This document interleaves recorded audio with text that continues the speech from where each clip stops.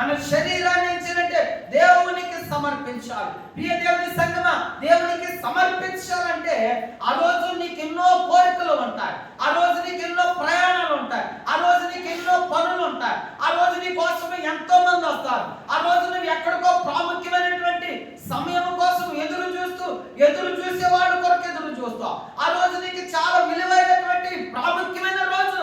ఆ రోజు శుక్రవారం వచ్చింది, నీవు రూపాంతరం చెందవలసిన రోజు. ఆ రోజు సాతానుడు నీ దగ్గరకు వచ్చాడు. సాతానుడు నీ దగ్గరకు వచ్చి ఏం చేశాడంటే ప్రయాణాన్ని చూపిస్తాడు, బంధువులు చూపిస్తాడు, కలవలసిన గమ్యాన్ని చూపిస్తాడు. ప్రభు చెప్తాడు, ఈరోజు శుక్రవారం నా దినము నీవు నాకు మాటిచ్చావు, ఈరోజు నువ్వు నా మందిరములో నా సన్నిధిలో నువ్వు నాతో గడుపుతానన్నావు.